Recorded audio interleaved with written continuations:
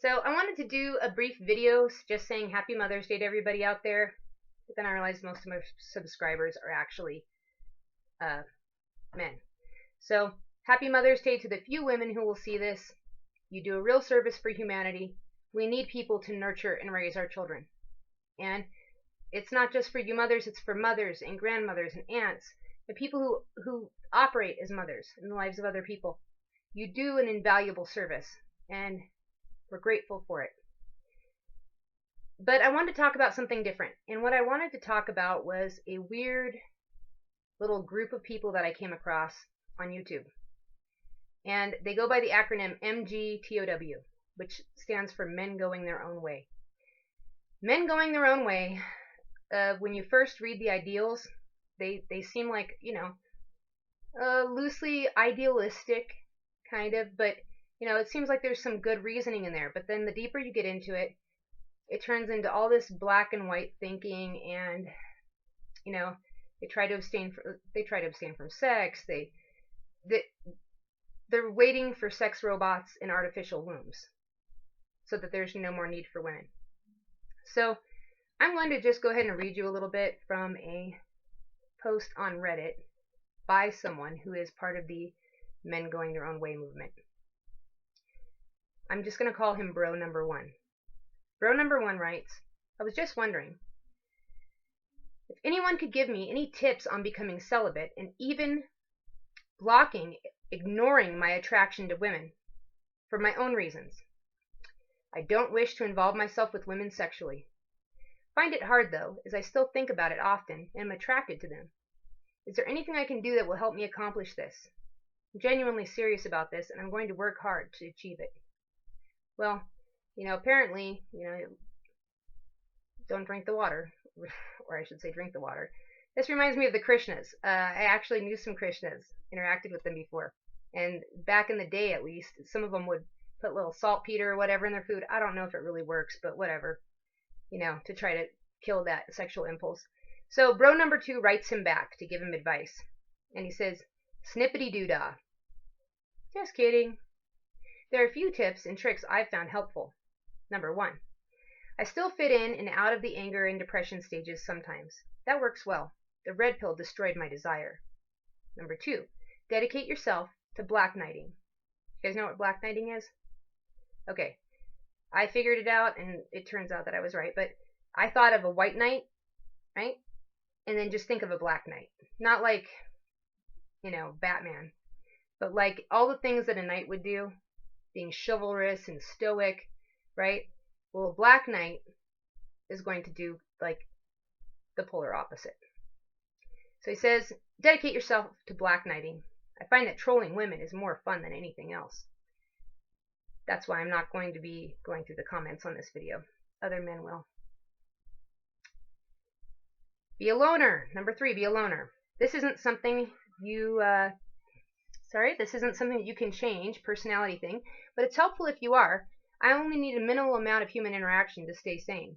Number 4, ironically, all these things make women more attracted to you. Whenever I notice that I'm very much feeling bored, how cute, and I don't want to belong to any group that will accept people like me as a member. If the opportunity presents itself, don't feel bad about taking it. If you fight your instincts, you'll get nowhere. Okay, so this is so ironic because it reminded me of George Orwell's book 1984. And it seems like the feminazis and the men going their own way are doing the New World Order a favor because they're doing their work for them. Really. So I'm going to read you a little section from George Orwell 1984. It is Part 1, Chapter 6. The aim of the party was not merely to prevent men and women from forming loyalties, which it might not be able to control. Its real, undeclared purpose was to remove all pleasure from the sexual act. Not love so much as eroticism was the enemy, inside of marriage as well as outside of it. All marriages between party members had to be approved by a committee appointed for the purpose. And though the principle was never clearly stated, permission was always refused if the couple concerned gave the impression of being physically attracted to one another. The only recognized purpose of marriage was to beget children, for the service of the party, Sorry, there's a little party going on out that way. Um, Sexual intercourse was to be looked on as a slightly disgusting minor operation, like having an enema. This again was never put into plain words, but in an indirect way it was rubbed into every party member from childhood onwards. There were even organizations such as Junior Anti-Sex League, which advocated complete celibacy for both sexes. All children were to be begotten by artificial insemination, ARTSEM, it was called in newspeak, and brought up in public institutions. This, Winston was aware, was not meant altogether seriously, but somehow it fitted in with the general ideology of the party. The party was trying to kill the sex instinct, or, if it could not be killed, then to distort it and dirty it. He did not know why this was so, but it seemed natural that it should be, and as far as the women were concerned, the party's efforts were largely successful. All right. You know what? I think that there's a sacred bond between men and women, and I think that they want us divided. They want us divided. And apathy in some ways works better for them than hatred, because I know a lot of the men going their own ways say, I don't hate women, I just don't care, they're disgusting. Well, right, but if you're really apathetic, then you actually have pretty much you're already there with the New World Order. They're like, right on. That's what they want. They want you apathetic. And they want us divided. So I realize I'm not going to reach any men going their own way here, because they're going to do circular reasoning and confirmation bias, and it's like going on some fucking cracked out merry-go-round trying to have a discussion with one of these guys. I'm not even bothering, because they just troll for fun. And it's sad because they're really kind of they're kind of, you guys know what COINTELPRO is, right? So think of the men going their own way as a COINTELPRO for the men who really are trying to bring balance back into the world, right? Because there is somewhat of a hatred for masculinity that it's all over. It's in France, it's in America. And you know what? It sucks, okay? It's not everywhere, but you do see it, and it's not a good thing. It's a bad thing, okay? But there's so many problems with this way of thinking, and the only people that are going to listen to this all the way through are people who are not part of men going their own way, or maybe people who are only in the beginning stages. But the artificial womb, okay guys, firstly, artificial womb is not going to work. It's not going to work. The program has been ended by the doctor who initiated it. That's number one. And I'll pull this article up and I will post it. It's Business Insider, and it's called The Major Problems with Artificial Wombs. Now, one of them is that we can't recreate a placenta. We don't even completely understand how it works. It doesn't just deliver nutrients and oxygen like you think. It's complicated, okay? But when they were working with mice, Dr. Liu, I don't know, I'm probably not saying her name right, she continued her work in mice, and in 2003 she produced one baby mouse that gestated full term in an external uterus, though that mouse was born deformed. This is from Business Insider. At that point, Liu thought some gestation time inside of a living animal would work better than complete external gestation. And, okay, so why the mouse came out deformed? Because when women are pregnant, and you can't synthesize this, when a baby is developing in utero, everything that goes on with the woman, right, affects the baby that's developing. And it activates non-coding or junk DNA. This is vast amounts of DNA that are stored, that really kind of hold all the DNA for all of your ancestors, is activated by different conditions. Everything from what season you're born in, it's not the season you're born in, it's the seasons that you went through, various amounts of melatonin, sunlight, all of this, the exercise your mother gets when she's pregnant, her elevation, her climate, stress hormones, every thought and feeling that she has corresponds to a chemical that goes through to the baby, right? When they tried to block DNA in mice, they ended up with mice that didn't have facial features. And to kind of explain what an important role these factors that we can't control, there's no science to creating these conditions. And for all we know, babies that were, if they did somehow successfully create babies in an artificial womb, then they would be artificially creating the environment if they ever even figured it out, which there's so many things involved in it, I do not believe they will. But even if they did, then who would decide, really, which traits in your DNA are going to be triggered and which ones are going to get left out? You start going down this rabbit hole, you end up in a really bad place, okay? Even just think about it for a minute. If it's an artificial womb, the child could come out as a sociopath genetically. There's so many. It's like if you're worried about GMOs affecting your genes, your genetic makeup, well then you really should worry about the artificial womb.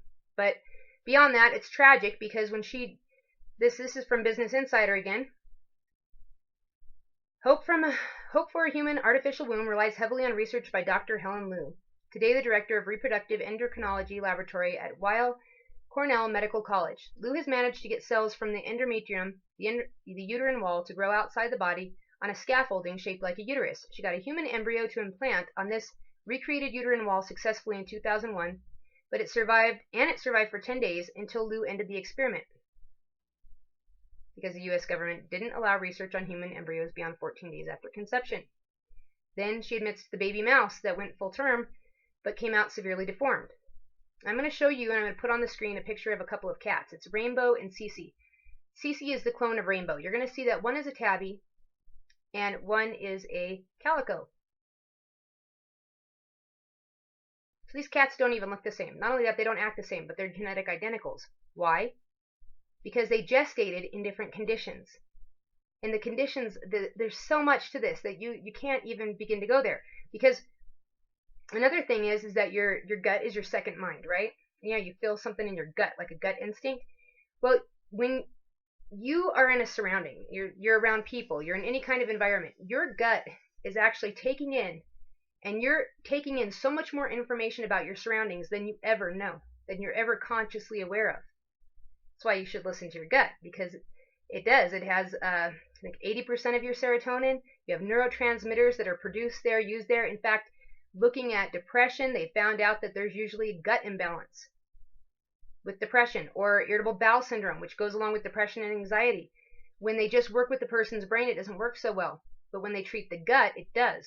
And even there's some success with putting the healthy bacteria from one person's gut into another person's gut, and it affects well, let's use mice as an example. They had some non-aggressive mice, and they had this aggressive breed of mice, and they took the gut bacteria from the aggressive mice and put them into the little shy breed of mice, and the shy breed of mice got aggressive temporarily until their gut bacteria and all of it went back to the way it normally was. So you have all this information coming in around your surroundings, and that information also gets passed on to the baby and affects which parts of your genetics from your ancestors get activated. It's very fascinating stuff, but this is not wise, okay? And as far as sex robots go, I don't know if you guys watched that show. I watched this one. I love sci-fi. But I can't remember the name of it, but it was where they had these AI robots, and people would use them for sex like that. And the implications of not just what the AI went through, which of course they're going to hate the humans, but the humans who were mistreating the AI went through by treating sex like that and treating them like that. It actually affected the humans as well. Not in a good way, okay? So, you guys, maybe you had too much fluoride. I don't know. Maybe it's chemtrails, and maybe you just don't want to be around women.